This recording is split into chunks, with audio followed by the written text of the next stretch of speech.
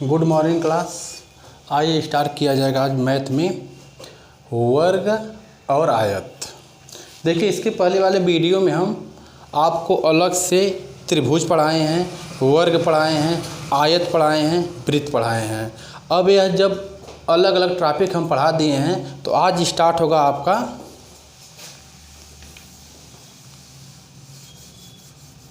आयत और वर्ग। आयत और वर्ग यानी परीक्षाओं में आयत और वर्ग से संबंधित मिला के क्वेश्चन पूछता है। तो थोड़ा सा हो सकता है कुछ लोगों को यह कठिन लगे, थोड़ा ध्यान दीजिएगा। अगर जिनको यह बात या यह टॉपिक समझ में नहीं आ रही है तो इसके पहले वाले हम वीडियो डाले हैं, एक आयत का अलग है, वर्ग का अलग है, तो प्लीज़ आप उसको देख लीजिएगा, आयत और वर्ग वाला। जब वह दोनों वीडियो आप देख लेंगे तो यह आपको बिल्कुल आसानी से समझ में आ जाएगा। वैसे कोशिश करिए समझने की। आइए आपको हम बता रहे हैं आयत और वर्ग। जब आयत वाली बात आ रही है तो हमको पता होना चाहिए कि आयत कैसा होता है। आयत इस तरह होता है जिसकी लंबाई और चौड़ाई में अंतर होता है, लंबाई चौड़ाई भिन्न भिन्न होती हैं। और वर्ग क्या होता है? जिनकी सभी भुजाएं बराबर होती हैं, इसे वर्ग कहा जाता है।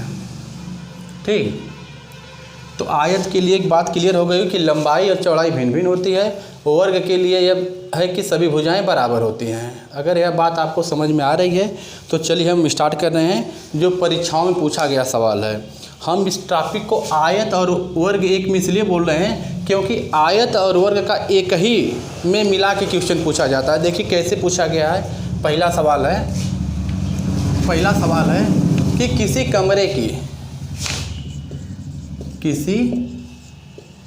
कमरे के 15 मीटर और 17 सेंटीमीटर, 15 मीटर और 17 सेंटीमीटर लंबे और 9 मीटर 2 सेंटीमीटर चौड़े चौड़े फर्श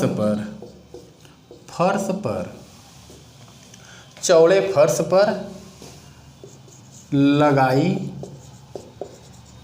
जाने वाली वर्गाकार टाइलों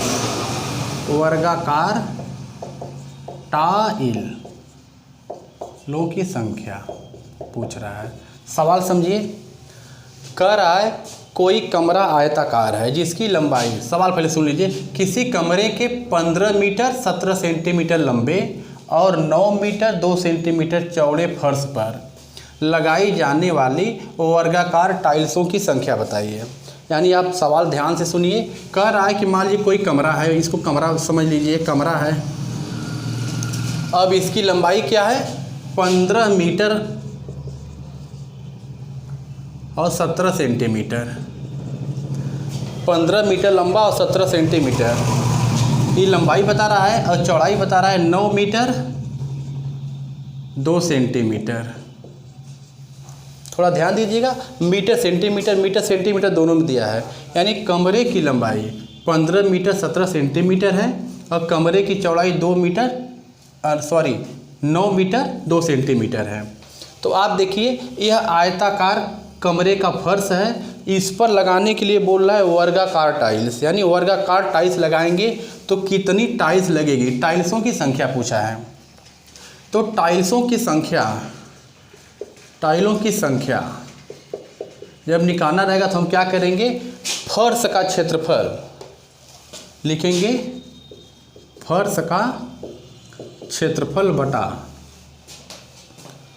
एक टाइल्स का क्षेत्रफल, एक टाइल का क्षेत्रफल। अब आप ध्यान दीजिए, कमरा का फर्श यदि आयताकार है और उसमें वर्गाकार लगाने के लिए बोलेगा तो हमेशा एक चीज़ का गौर करिएगा, जो इसकी लंबाई और चौड़ाई रहती है उसका निकाला जाता है महत्तम समापवर्तक। तो सबसे पहले यह मीटर सेंटीमीटर दोनों में दिया, जिसको आप चेंज कर लीजिए। 15 मीटर है और 17 सेंटीमीटर है, तो 1 मीटर बराबर आपका होता है 100 सेंटीमीटर। तो 15 मीटर बराबर क्या हो जाएगा 1500 सेंटीमीटर प्लस 17 सेंटीमीटर दिया है। अगर हम सबको जोड़ेंगे तो हो जाएगा 1517 सेंटीमीटर। ये बात क्लियर समझ में आ गई होगी। अब इसको भी बदल लीजिए, 1 मीटर बराबर 100 सेंटीमीटर, तो 9 मीटर बराबर 900 और प्लस 2 यानी हो जाएगा 902 सेंटीमीटर।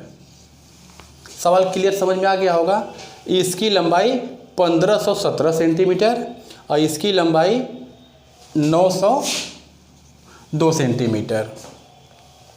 अब ध्यान दीजिए, आयताकार कमरा रहे, उसमें वर्गाकार टाइल्स अगर लगाने की बात बोले तो हमेशा उसकी लंबाई और चौड़ाई का निकाला जाता है महत्तम समापवर्तक। जो महत्तम समापवर्तक आएगा उसी के आकार का आप टाइल्स लगा सकते हैं। तो थोड़ा देखिए, 1517 और 902 का महत्तम समापवर्तक यानी मसर निकालना है।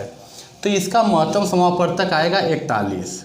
अब देखिए, जो 41 आया है महत्तम समापवर्तक, यह मैथ में एक टॉपिक है लघुत्तम समापवर्तक तथा महत्तम समापवर्तक। तो उस पर हम वीडियो बनाए हैं। अगर जिनको लघुत्तम समापवर्तक और महत्तम समापवर्तक नहीं आता है तो प्लीज़ उस वीडियो को देखें।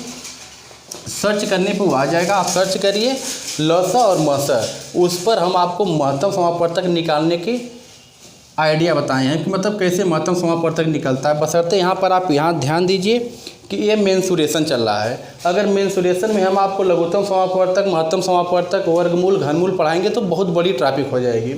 इसलिए हमेशा ध्यान दीजिएगा, जब भी कोई आयताकार है फर्श, उस पर वर्गाकार टाइल्स पूछेगा तो जो भी लंबाई चौड़ाई रहती है उसका हम महत्तम समापवर्तक निकालते हैं। जो महत्तम समापवर्तक आता है यानी इसका महत्तम समापवर्तक क्या है, 41, यानी 41 सेंटीमीटर आकार का हम टाइल्स ले सकते हैं जो वर्गाकार होगी। वर्ग का मतलब क्या होता है, जिसकी सभी भुजाएं बराबर हों। तो देखिए, टाइल्सों की संख्या निकालने के लिए फर्श का क्षेत्रफल आयताकार है तो हम यहाँ पर रख लेंगे आयत का क्षेत्रफल क्या होता है, लंबाई गुणे चौड़ाई। और जो टाइल्स है यह वर्गाकार लगाने के लिए बोल रहा है तो वर्ग का क्षेत्रफल होता है भुजा का वर्ग। अब देखिए, आयत की लंबाई क्षेत्रफल लंबाई गुणे चौड़ाई और वर्ग का भुजा का वर्ग होता है। इसलिए हम कहें कि जिनको यह टॉपिक समझ में नहीं आएगी उसको हम अलग अलग से पढ़ाएं। आयत अलग टॉपिक है, वर्ग अलग टॉपिक है, वह दोनों टॉपिक आप पढ़ लीजिए, उसके बाद इसको देखेंगे आपको क्लियर समझ में आ जाएगा। बशर्ते इतना ध्यान रखना है, अगर कोई कमरा आयताकार फर्श का है, इस पर वर्गाकार टाइल्स पूछे तो उसकी लंबाई और चौड़ाई का महत्तम समापवर्तक निकालेंगे। महत्तम समापवर्तक 41 आ रहा है, यानी इसमें अगर हम वर्गाकार टाइल्स लगाएंगे तो 41 सेंटीमीटर की टाइल्स अगर हम लगाएं वर्गाकार तो इस कमरे में वो सेट हो जाएगी। वही टाइल्सों की संख्या पूछा है। तो कमरे का क्षेत्रफल आयताकार है तो आयत का क्षेत्रफल लंबाई गुणे चौड़ाई हम रख रहे हैं 1517 गुणे 902 बटा। अब देखिए, वर्ग जो टाइल्स है उसका आकार क्या रहेगा, 41, और वर्ग जब रहता है उसकी क्या क्षेत्रफल होता है, भुजा का वर्ग, यानी 41 गुणे 41। हमेशा याद रखिएगा, फर्श का क्षेत्रफल पूछेगा तो आयताकार है, लंबाई गुणे चौड़ाई, तो लंबाई 1517 है और चौड़ाई 902 है। हम लंबाई गुणे चौड़ाई कर दिए हैं, बटा एक टाइल्स का क्षेत्रफल। टाइल्स कैसा है, वर्गाकार है, तो वर्ग का मतलब भुजा क्या है, 41, तो वर्ग का क्षेत्रफल बराबर होता है भुजा का वर्ग, यानी 41 का वर्ग। 41 गुणे 41 हो गया। अब हम 41 से 902 को काटेंगे तो ध्यान दीजिए, इसको 2 बार में काटेंगे 82 हो जाएगा। उसके बाद क्या बार जाएगा, फिर 2 बार जाएगा, यानी 22 बार में यह कट गया। 41 इसको काटेंगे 1517 को, तो यह हो जाएगा आपका 37 बार में कट जाएगा। अब इसको आप काट सकते हैं घर पर, मतलब आप आराम से कॉपी पेन लीजिए, आराम से इसको काटिए। तो देखिए हमारा बच गया 37 गुणे 22, और 37 गुणे 22 बच गया। तो 37 गुणे 22 में अगर हम 37 में 22 का गुणा करेंगे तो ये हो जाएगा आपका 814। यही आपका आंसर है, यानी इस आयताकार कमरे के फर्श पर अगर वर्गाकार टाइल्स हम लगाएंगे तो वर्गाकार टाइल्स कितने लगेंगे? 814 टाइल्स रहेंगे। तो यह कमरा का फर्श जो पूरी तरह से फिट हो जाएगा। हमको लग रहा है बात क्लियर हो गई होगी। स्क्रीनशॉट लेना हो तो लीजिए, इसके बाद हम अगला सवाल बता रहे हैं।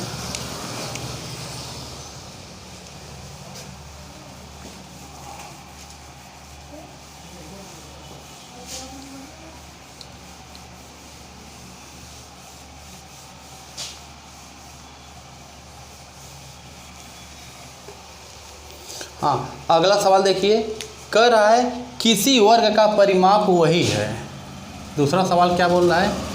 किसी वर्ग का परिमाप वही है। किसी वर्ग का परिमाप वही है जो ऐसे आयत का है, जो ऐसे आयत का है, जो ऐसे आयत का है जिसकी लंबाई 48 मीटर है। 48 मीटर है और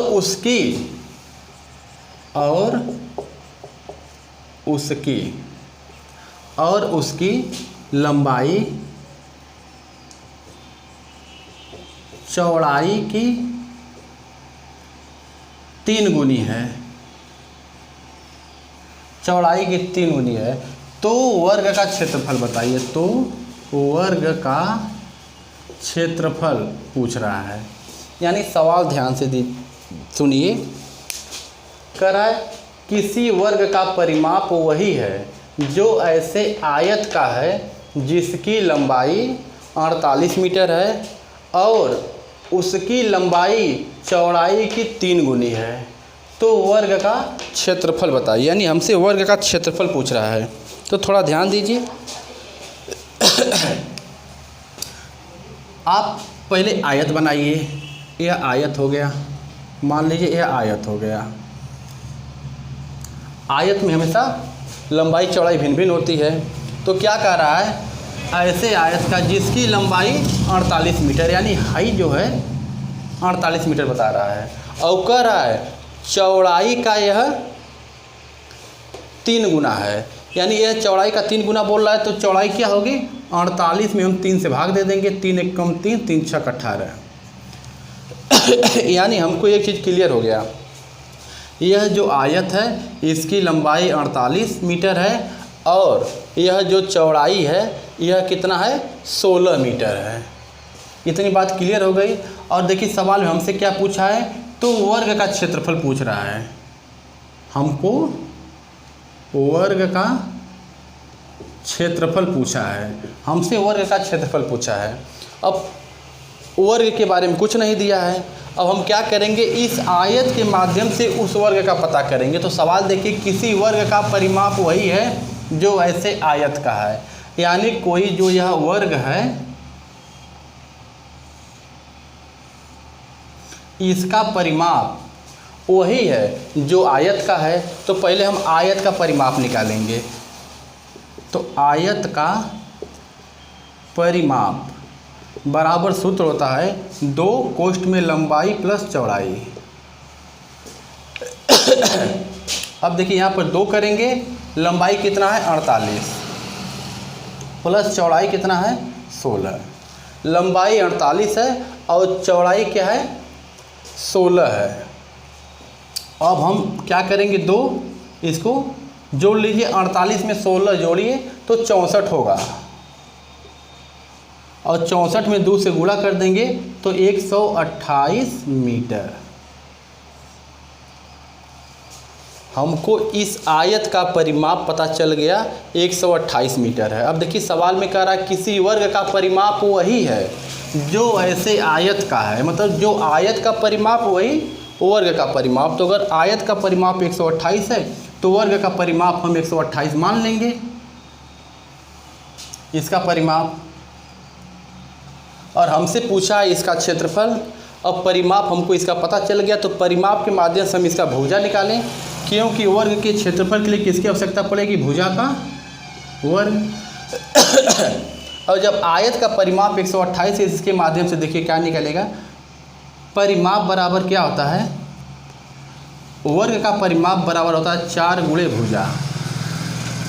अब परिमाप की जगह 128 रखिए बराबर 4 गुणे भुजा लिखिए, 4 से काटिए, 4 3 12, 4 दूना 8, यानी भुजा आ गई 32। इस वर्ग की भुजा हो गई 32। अब हम इसका क्षेत्रफल आराम से बता सकते हैं, क्या होता है भुजा का वर्ग, यानी यहाँ पर क्या हो जाएगा, क्षेत्रफल बराबर भुजा का वर्ग। भुजा कितनी है 32, 32 का वर्ग कर लीजिए, यानी 32 में 32 का गुणा करेंगे तो आएगा 1024 वर्ग मीटर। यही आंसर है। देखिए इस सवाल में आयत वर्ग दोनों एक मिला के दे रहा है, तो हमसे यही बोला था किसी वर्ग का परिमाप वही है जो आयत का। आयत की हमको लंबाई चौड़ाई पता चल गया तो हम इसका परिमाप निकाले हैं। इतने परिमाप का बता रहा है, वर्ग है तो वर्ग का भी परिमाप हो गया। इसके परिमाप के माध्यम से हम इसकी भुजा निकाल लिए। अब हमको जब भुजा पता चल गई तो क्षेत्रफल पूछा है ना, क्षेत्रफल पूछा है तो अगर भुजा मालूम है तो भुजा को वर्ग कर देंगे। 32 का वर्ग कर दिए, 1024 उत्तर आएगा इसका। बात समझ में आ रही है तो स्क्रीनशॉट लीजिए, इसके बाद हम आगे बढ़ रहे हैं।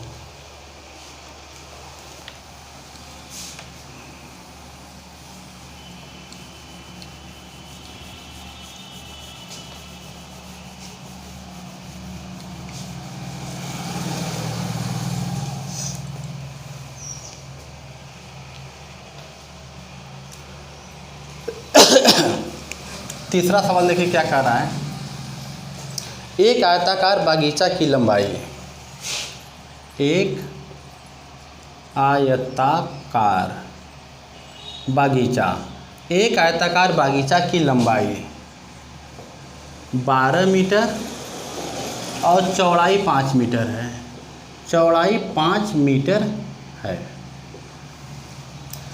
इसका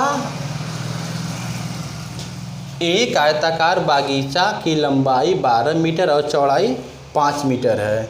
इस आयताकार बागीचा के, इस आयताकार बागीचा के बराबर क्षेत्रफल वाले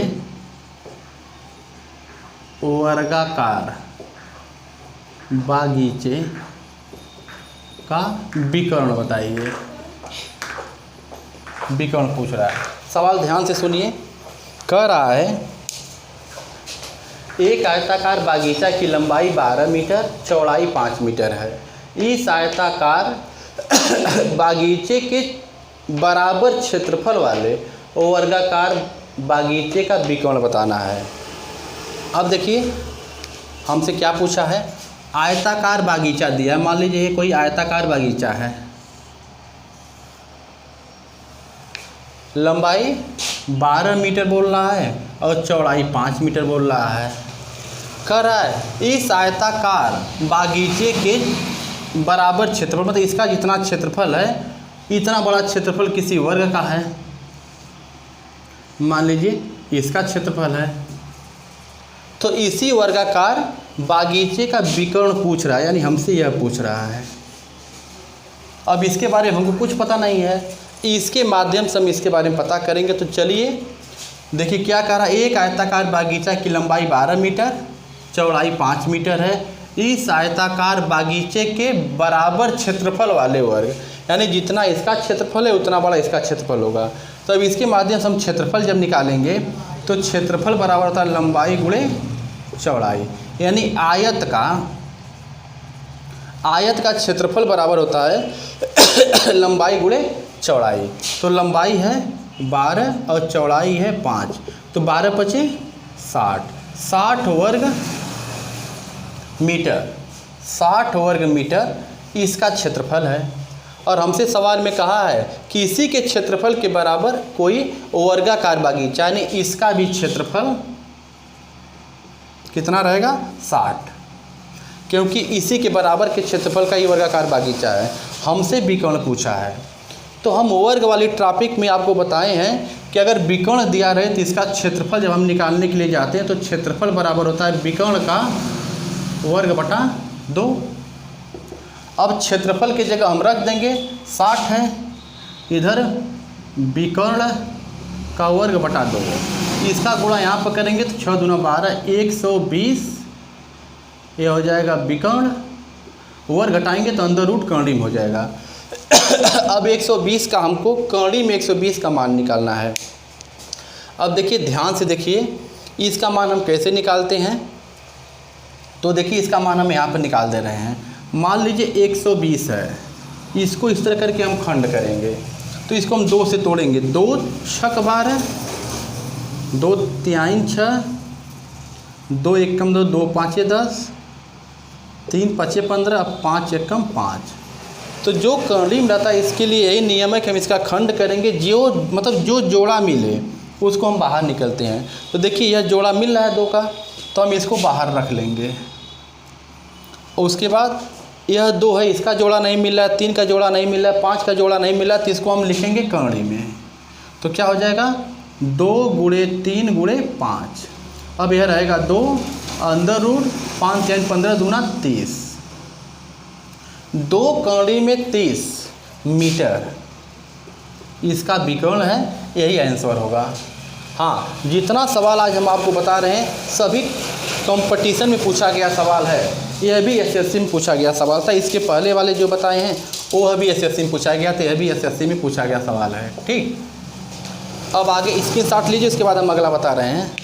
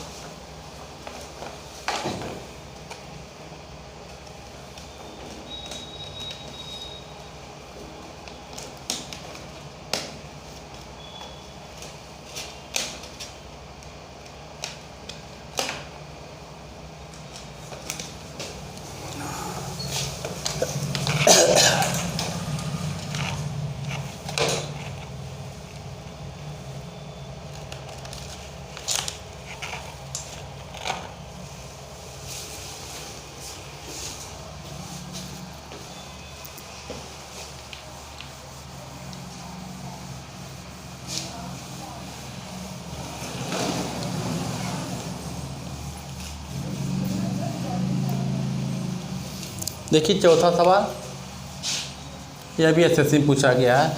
एक वर्ग और एक आयत के क्षेत्रफल बराबर हैं।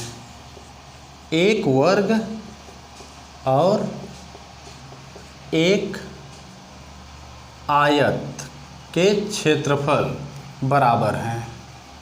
कह रहा है एक वर्ग और एक आयत के क्षेत्रफल बराबर है। आयत की लंबाई वर्ग की भुजा से बराबर है।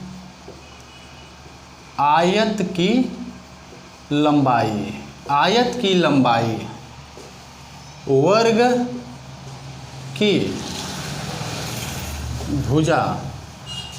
की भुजा से 5 सेंटीमीटर अधिक है। 5 सेंटीमीटर अधिक है।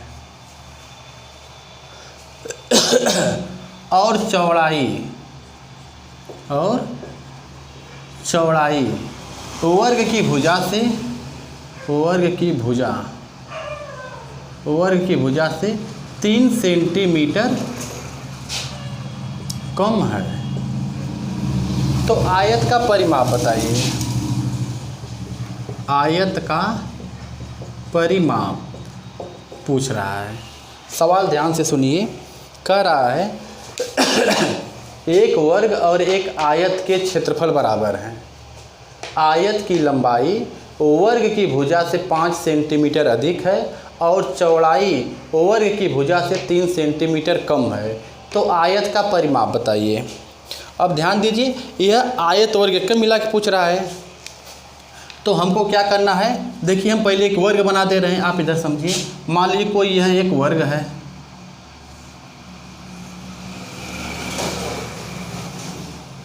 वर्ग के लिए जरूरी है, सभी लोग जान रहे हैं आप कि वर्ग की सभी भुजाएं बराबर होती हैं। एक वर्ग हो गया, हम एक आयत बना दे रहे हैं।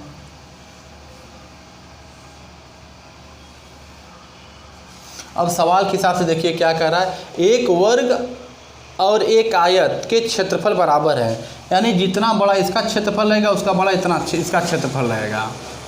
आयत की लंबाई वर्ग की भुजा से 5 सेंटीमीटर अधिक है। यदि हम इसकी भुजा यक्स मान ले रहे हैं तो यह 5 सेंटीमीटर अधिक है, तो यक्स प्लस 5 हो जाएगा। और बताया है चौड़ाई वर्ग की भुजा से 3 सेंटीमीटर कम है, तो यह क्या हो जाएगा, यक्स माइनस 3। इतनी बात क्लियर हो गई होगी। अगर इतनी बात क्लियर हो रही है तो आप ध्यान दीजिए, हमसे क्या पूछा है, आयत का परिमाप बताइए। यदि हमको इसकी लंबाई और चौड़ाई पता चल जाती तो हम इसका परिमाप बता देते। अब आइए सवाल के माध्यम से क्या कहा है, एक वर्ग और एक आयत के क्षेत्रफल बराबर हैं, यानी वर्ग का क्षेत्रफल बराबर आयत का क्षेत्रफल, क्योंकि सवाल में बोला है एक वर्ग और एक आयत के क्षेत्रफल बराबर हैं। अब इसकी भुजा यक्स है तो वर्ग का क्षेत्रफल बराबर होता है भुजा का वर्ग, यानी इसके जगह हम रखेंगे यक्स का वर्ग बराबर, यह आयत है, आयत का क्षेत्रफल बराबर होता है लंबाई गुणे चौड़ाई, तो लंबाई क्या है यक्स प्लस 5 और गुणे चौड़ाई क्या है यक्स माइनस 3। यही ने कहा है वर्ग का क्षेत्रफल आयत के क्षेत्रफल से बराबर है, तो इसका क्षेत्रफल बराबर होता है भुजा का वर्ग, इसका क्षेत्रफल बराबर होता है लंबाई गुणे चौड़ाई। अब देखिए इसके माध्यम से हम क्या करेंगे, इसको हल करेंगे। तो यह थोड़ा सा गुणा करना होगा, आपको हम गुणा करके इधर दिखा दे रहे हैं। यक्स प्लस 5 है और यक्स माइनस 3 है। अगर इस तरह हम गुणा करते हैं तो इस यक्स का इसमें गुणा करेंगे तो हो जाएगा यक्स स्क्वायर, इसका इसमें गुणा करेंगे तो हो जाएगा प्लस 5 यक्स, अब इसका इसमें गुणा करेंगे तो हो जाएगा माइनस 3 यक्स और फिर माइनस, क्योंकि प्लस और माइनस माइनस होता है, 3 × 5 = 15।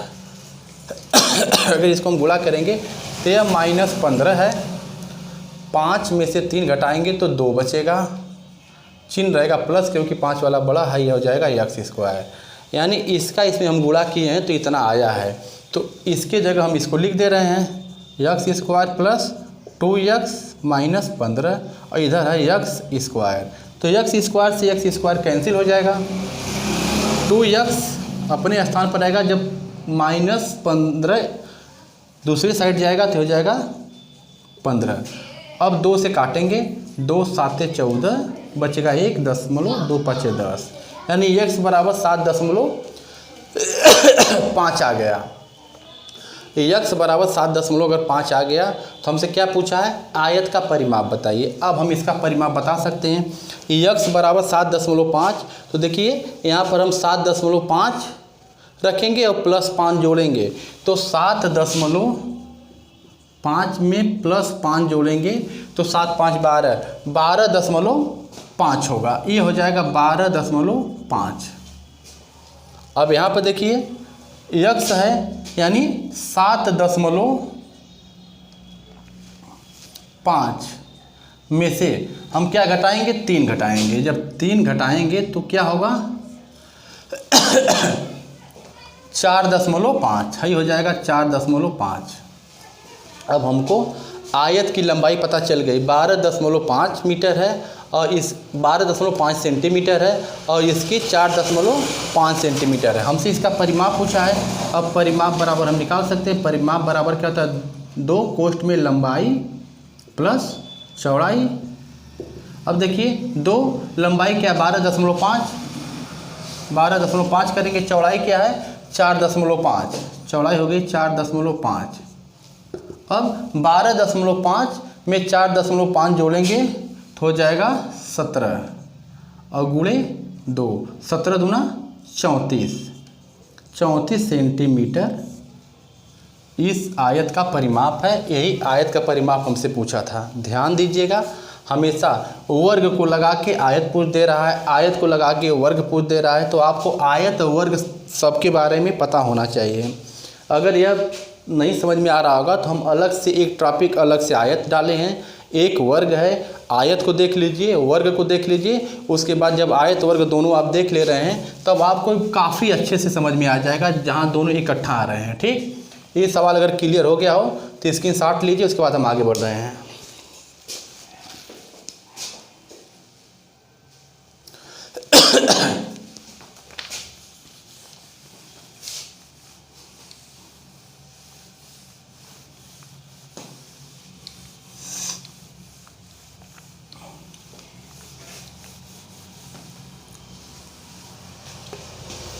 देखिए सवाल कर रहा है, 5वां सवाल कर रहा है, किसी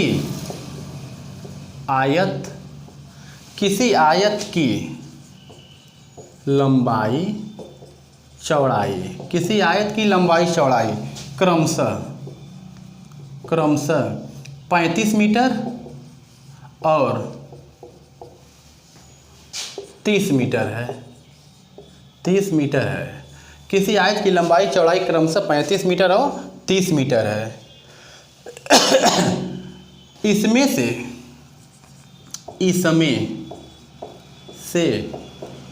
5 मीटर भुजा की कितनी वर्गाकार क्यारियां बनेंगी।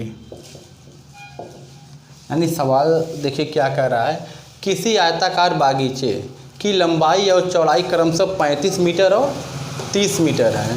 इसमें से 5 मीटर भुजा की कितनी वर्गाकार क्यारियां बनेंगी। सवाल पर ध्यान दीजिए, ग्राफ बनाइए। यह है, मान लीजिए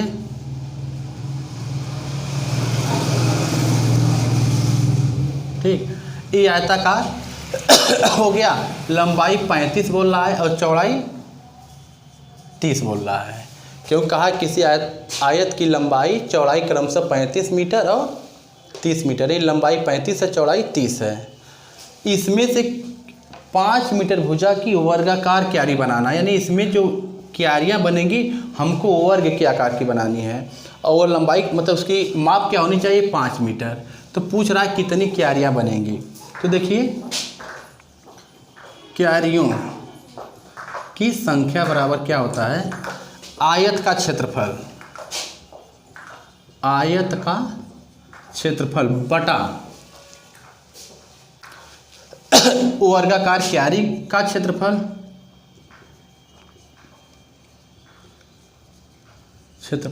अब हम आयत का क्षेत्रफल निकालने के लिए जाएंगे तो लंबाई गुणे चौड़ाई, यानी हो जाएगा 35 गुणे 30 बटा वर्गाकार क्यारी का क्षेत्रफल क्या होता है।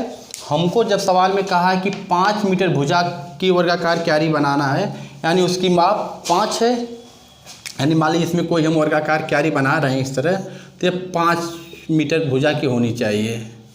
तो इसका क्षेत्रफल क्या हो जाएगा, भुजा का वर्ग, यानी इसकी माप क्या है 5 मीटर ना, तो भुजा का वर्ग का क्षेत्रफल बराबर होता है भुजा का वर्ग, यानी 5 गुणे 5 कर लीजिए।